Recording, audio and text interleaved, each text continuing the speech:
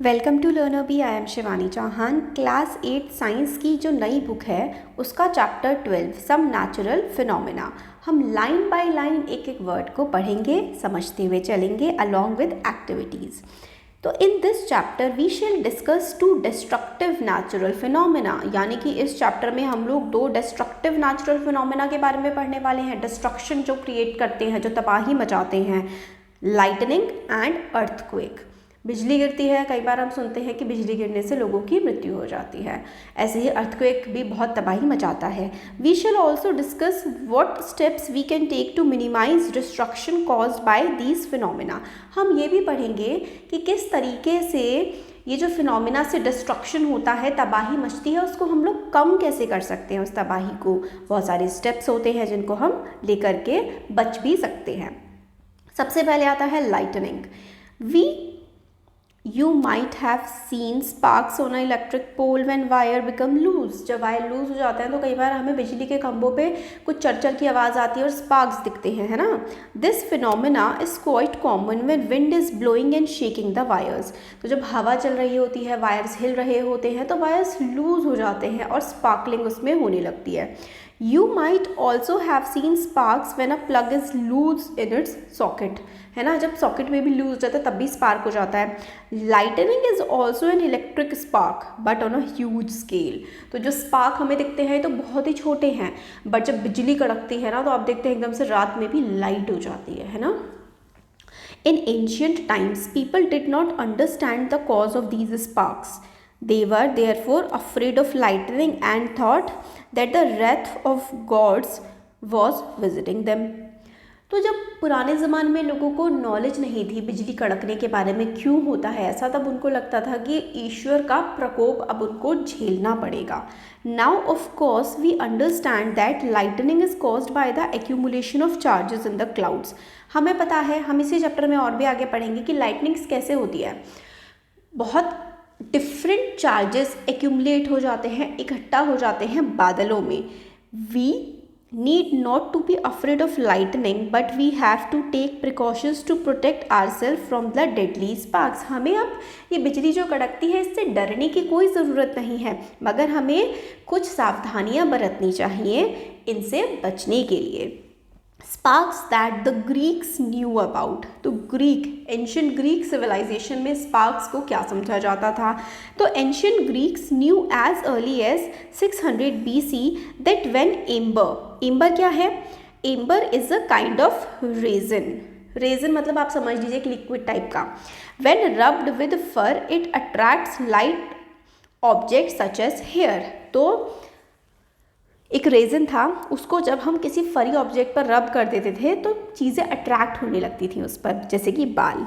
You might have seen that when you take off woolen or polyester clothes, your hair stands on end. If you take off these clothes in the dark, you even see a spark and hear a crackling sound।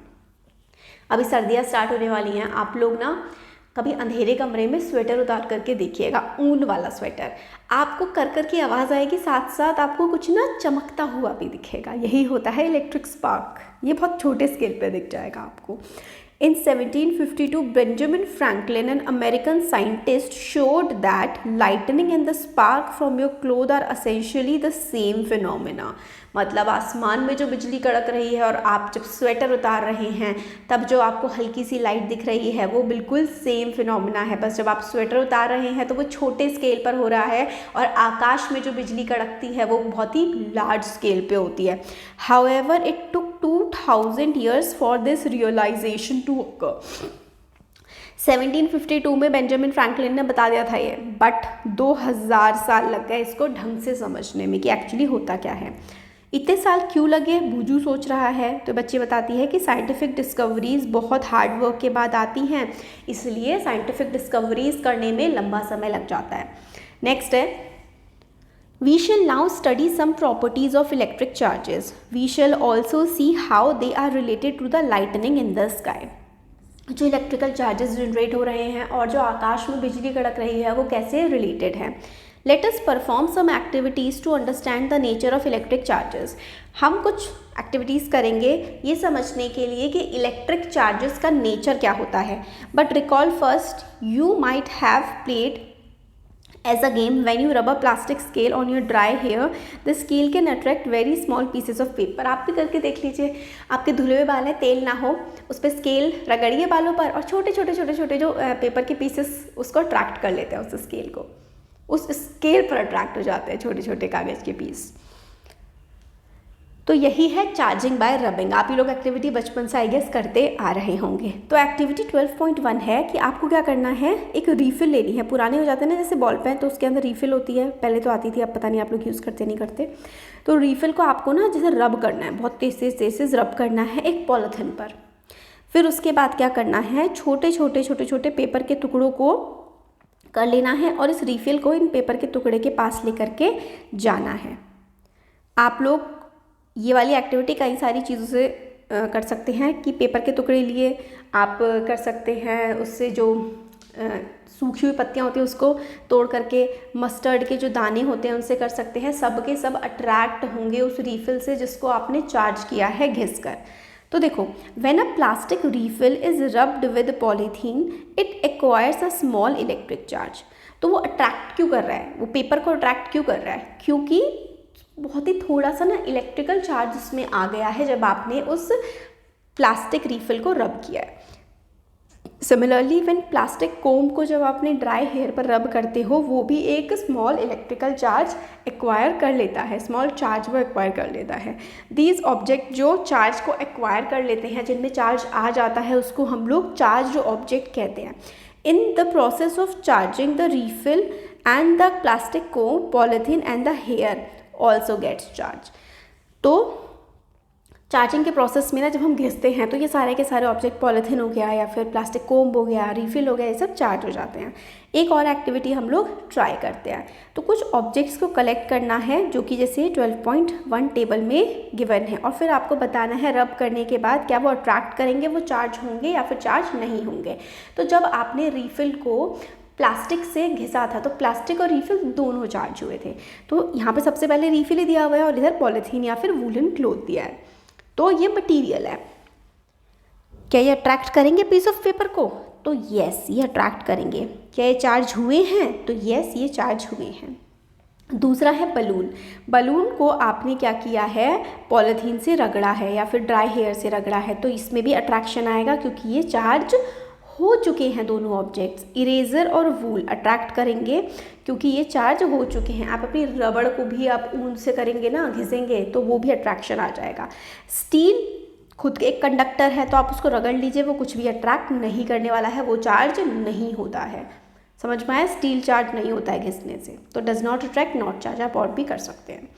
आगे देखते हैं type of charges and their interaction. तो अलग अलग type के charges और वो किस तरीके से इंटरैक्ट करते हैं। We will select some object from table 12.1 for the next activity. तो एक्टिविटी 12.3 है, इन्फ्लेट 2 बलून्स, यानी कि 2 गुब्बारे हमें फुलाने हैं। Hang them in such a way that they do not touch each other.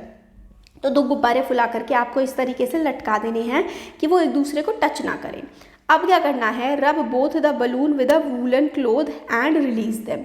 अब आपको क्या करना है, इन दोनों बलून्स को ना एक ऊन के कपड़े से रब करना है, फिर उनको छोड़ दीजिए। आप ऑब्जर्व करेंगे कि ये दोनों एक दूसरे से दूर जा रहे हैं। इसका मतलब है like charges repel each other, यानी कि जो एक जैसे चार्जेस होते हैं वो एक दूसरे से दूर जाते हैं। Like charges repel each other. Now let us repeat this activity with the used pen refill. ठीक है, रब 1 refill with a polythene. अब refill को polythene से रब करिए।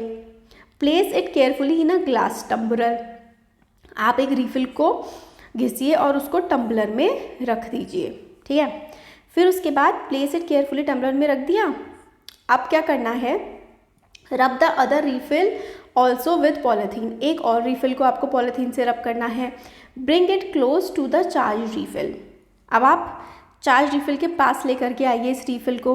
B careful not to touch the charge end with your hand. आप अपने जो जिससे आपने चार्ज किया है ना, जो घिसा है, वो वाला अपने हाथ से मत टच करिएगा, क्योंकि हाथ से टच करेंगे ना तो वो चार्ज ख़त्म हो जाता है अर्थिंग की वजह से, मतलब आपने टच किया, वो चार्ज आपकी बॉडी में गया और फिर आपकी बॉडी से, क्योंकि आप ज़मीन से टच्ड हैं तो वो ज़मीन में चला जाता है। इसलिए जो आप पार्ट चार्ज कर रहे हैं ना उसको हाथ से मत टच करिए। In this activity we have brought close together the charged object. They were made of the same material. अब ऐसा है, अगर सेम मटेरियल के ऑब्जेक्ट हैं, उनको आपने चार्ज किया है तो वो हमेशा एक दूसरे से दूर जाएंगे, क्योंकि like charges repel each other. Repel का होता है दूर जाना, तो जो लाइक चार्जेस होते हैं ना, लाइक चार्जेस, वो एक दूसरे को रिपेल करते हैं, एक दूसरे से दूर जाते हैं। अब what happens if two charge object made of different material are both close to each other. अगर दो ऑब्जेक्ट जो कि डिफरेंट मटेरियल के बने हुए हैं, अगर उनको एक दूसरे के क्लोज लाया जाए तो क्या होता है? अगर डिफरेंट मटेरियल जो अलग अलग टाइप के हैं वो एक दूसरे को अट्रैक्ट करते हैं, तो अनलाइक चार्जेस एक दूसरे को अट्रैक्ट करते हैं। अब ये जो रीफिल आपने चार्ज करी थी और ये जो बलून आपने चार्ज किया था ना, जब आप इनको पास लेकर के आएंगे तो ये एक दूसरे से अट्रैक्ट हो जाएंगे। तो इससे हमें समझ में आया कि अनलाइक चार्जेस एक दूसरे को अट्रैक्ट करते हैं। तो like charges repel each other और unlike charges attract each other, ये हमें याद रखना है। तो समरी में भी हमें यही बताया गया है कि charged balloon repel a charged balloon, charge refill repel a charge refill, but charge balloon attract a charge refill, यानी कि unlike charges attract each other. Does it indicate that a charge on the balloon is of different kind from the charge on the refill? तो हाँ, दोनों different type of charges थे, जो कि balloon पे था और जो कि रिफिल पे था। Can we say then that there are two kind of charges? हाँ। Can we also say that the charges of the same kind repel each other? Yes, while charges of different kind attract each other. Yes. तो balloon पर और refill पर अलग अलग type के charge थे, इसीलिए उन दो अलग अलग चार्जेस ने एक दूसरे को अट्रैक्ट कर लिया और सिमिलर चार्जेस एक दूसरे को रिपेल करते हैं। It is a convention to call the charge acquired by a glass rod when it is rubbed with silk as positive. तो कन्वेंशन है कि भाई आपने ग्लास रॉड को रब किया एक सिल्क के कपड़े पर, तो ग्लास रॉड में जो चार्ज आया ना वो पॉजिटिव है। आप हमेशा यही मानेंगे, इसको सिर्फ माना गया है, ठीक है, कि भाई मान लिया, तो दुनिया ने मान लिया, इसमें कुछ एक्सपेरिमेंट वगैरह वो सब नहीं किया। हमने कहा कि हमने ग्लास रॉड को सिल्क के कपड़े पे घिसा तो पॉजिटिव चार्ज आया। The other kind of charge is said to be negative, और इसके अलावा जो चार्ज आएंगे वो नेगेटिव आएंगे, यानी कि ग्लास रॉड पे पॉजिटिव चार्ज आ रहा है। It is observed that when a charged glass rod is brought near a charged plastic straw rubbed with polythene, there is attraction between the two. अब हमने ये ऑब्जर्व किया है कि चार्ज्ड ग्लास रॉड जो है, जब हम चार्ज्ड प्लास्टिक स्ट्रॉ, मतलब ये तो ग्लास रॉड है, ठीक है, एक, और एक प्लास्टिक की स्ट्रॉ है, ये दोनों जब चार्ज्ड हैं तो ये दोनों एक दूसरे को अट्रैक्ट कर रही हैं, यानी कि इन दोनों पे ऑपोजिट चार्ज है ना। What do you think would be the kind of charge on the plastic straw? अगर ग्लास रॉड पे पॉजिटिव हमने माना है तो प्लास्टिक की स्ट्रॉ पे निगेटिव चार्ज होगा, क्योंकि negative charges attract each other, ठीक है। चलो, the electrical charges generated by rubbing are static. इनको आप, ये वाला ना पॉइंट इंपॉर्टेंट है कि जो रब करके इलेक्ट्रिकल चार्ज हम जनरेट करते हैं ना, वो क्या होते हैं? स्टैटिक चार्जेस होते हैं। They do not move by themselves. तो चार्ज वैसे तो मूव करता है, बट जो हम रब करके चार्ज जनरेट करते हैं ना, वो स्टैटिक होता है। They do not move by themselves. When charge move they constitute an electric current. जब चार्ज मूव करते हैं तो इलेक्ट्रिक करंट जनरेट होता है, जो हमारे घर में बिजली आती है वो चार्जेस के मूव करने की वजह से आती है, जो हम लोगों ने 6th क्लास में भी पढ़ा है। The current in a circuit which makes a bulb glow or the current that makes a wire hot is nothing but motion of charges। तो भाई जो बिजली आ रही है ना, वो मोशन ऑफ चार्जेस की वजह से ही आ रही है। दिस इज़ वेरी इंपॉर्टेंट, ठीक है। नेक्स्ट वीडियो में हम लोग ट्रांसफ़र ऑफ चार्जेस के बारे में पढ़ेंगे। बेसिकली इसमें हम, मतलब ये होता है कि एक ये चार्ज्ड बॉडी है, एक अनचार्ज्ड बॉडी है, तो चार्ज बॉडी में से अनचार्ज बॉडी में ना अगर ये दोनों पास पास आएंगी तो चार्ज से अनचार्ज बॉडी में ट्रांसफ़र हो जाएगा चार्ज। ये होता है, हम ये नेक्स्ट वीडियो में कवर करेंगे। Thank you so much.